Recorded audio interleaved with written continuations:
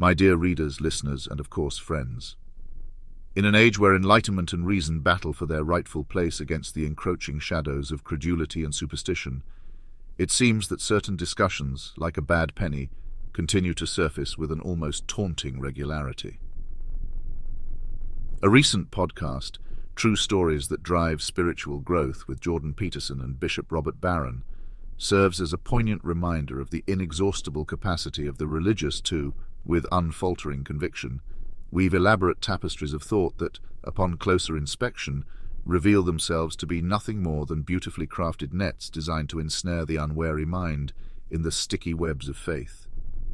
Bishop Barron, a figure who has managed to command a following in the millions, purports to navigate the nuances of new technology and religion with the ease of a seasoned web surfer, all the while clinging to a raft made of archaic beliefs that should have sunk beneath the waves of progress long ago. His discussions on the fallacy of self-deification are rich with irony.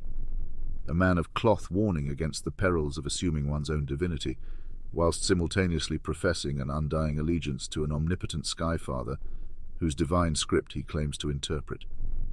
This episode, with its talk of spiritual blocks to the flow of grace and becoming an orchestrator of peace and love, is so laden with the kind of syrupy sentimentality that one might expect to find dripping from the pages of a second-rate self-help book, rather than from the mouths of individuals who purport to engage in serious discourse. The notion that we should cease servicing power in favor of spreading peace and love is a commendable one, yet it rings hollow when spoken within the context of an institution historically steeped in the very power dynamics it now conveniently criticizes. Peterson and Barron's Mutual Admiration Society does little to mask the fundamental absurdity at the heart of their conversation. They speak of using new technologies to interpret and explore religion, as if the digital age could somehow polish the tarnished bronze of ancient myths into a gleaming beacon of truth for the modern world. This is akin to proposing that a fresh coat of paint on a dilapidated building can somehow rectify its crumbling foundations. The pièce de résistance of this entire charade comes when the topic veers into the territory of self-deification and grace. Here we are expected to nod along sagely as Barron elucidates the dangers of elevating oneself to the status of a deity, blissfully unaware of the contradiction inherent in bowing before an entity whose existence bears all the hallmarks of the greatest act of self-aggrandizement ever perpetrated by the human imagination. And yet, despite the myriad issues that plague their discussion, it is perhaps the podcast's underlying presumption of religious belief as a force for good in the world that is its most glaring fault.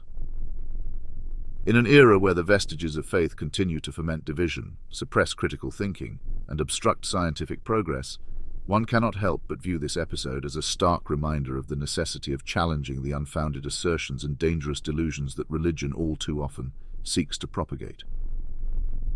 One cannot escape the miasma of irony that cloaks this entire endeavor, as two men, ostensibly of intellect, dance a macabre ballet atop the graves of reason and empiricism.